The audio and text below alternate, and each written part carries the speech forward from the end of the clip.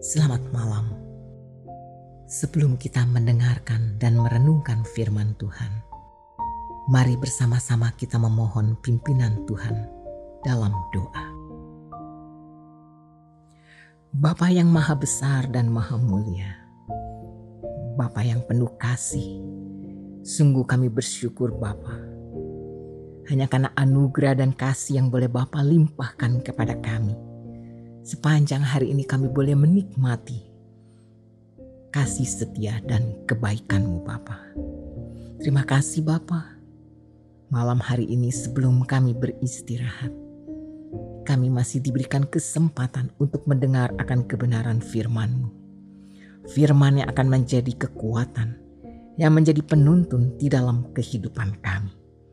Bapa, berbicaralah, bukalah hati kami, berikanlah kami hikmat dan pengertian, agar kami mengerti dan memahami apa yang ingin Bapa sampaikan bagi kami. Terima kasih Bapa, di dalam nama Tuhan Yesus kami berdoa. Amin.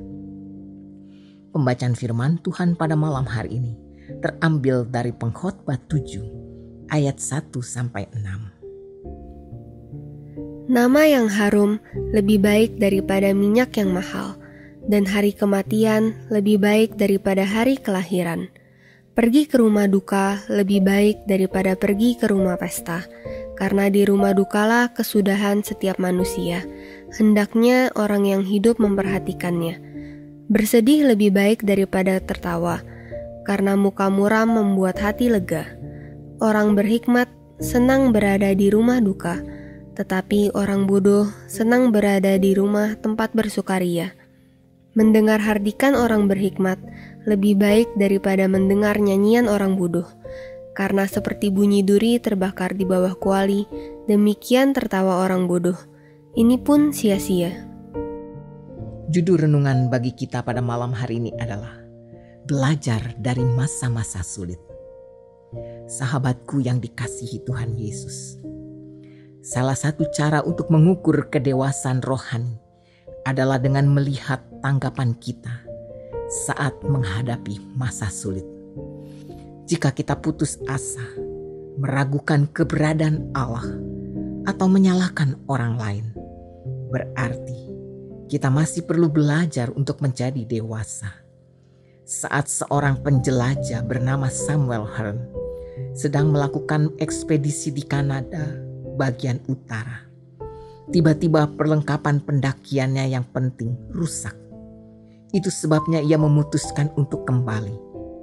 Setelah itu, sebagian besar bekalnya dicuri orang pula. Namun reaksi Hearne sungguh mengejutkan.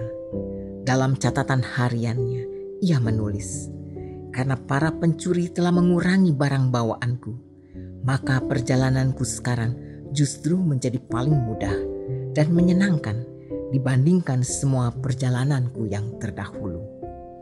Saat kita menjalani kehidupan, kita semua pasti pernah mengalami situasi yang sulit.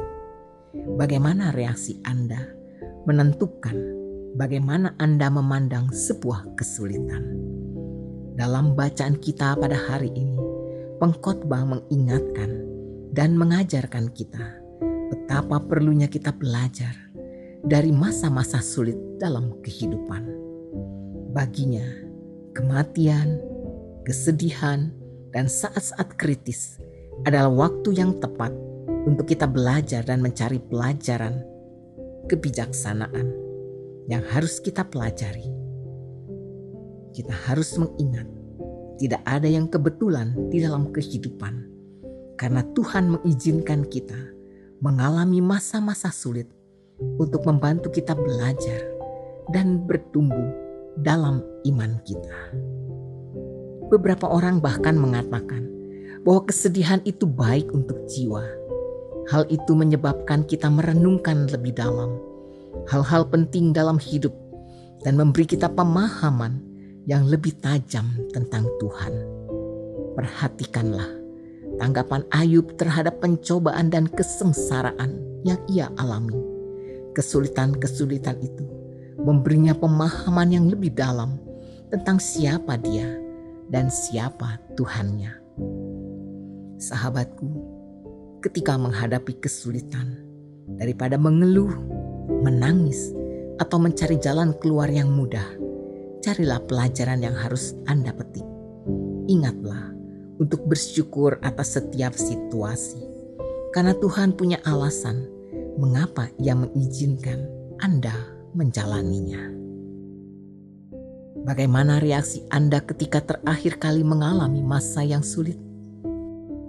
Apakah Anda menjadikan kesulitan sebagai kesempatan bagi Anda untuk semakin dekat kepada Tuhan? Marilah kita bersatu di dalam doa. Bapa Surgawi, bantulah kami untuk melihat dan memahami apa yang Bapa coba ajarkan kepada kami di masa-masa sulit.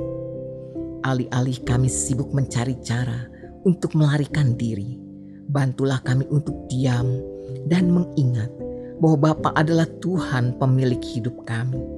Bantulah kami untuk melihat bahwa Bapa sedang mengajari kami untuk sepenuhnya bergantung hanya kepadamu Bapa. Meski sakit, bantulah kami untuk mencari kebaikan dan anugerah-Mu di tengah badai.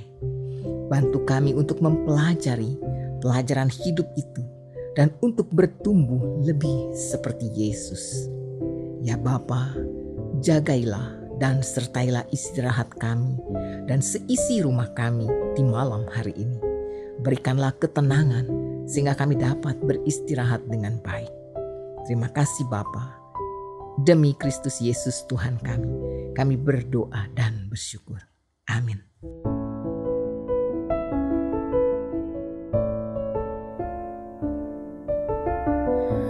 Yesusku, penyelamatku, tiada yang seperti Engkau. Setiap hari ku memuji keajaiban kasih-Mu.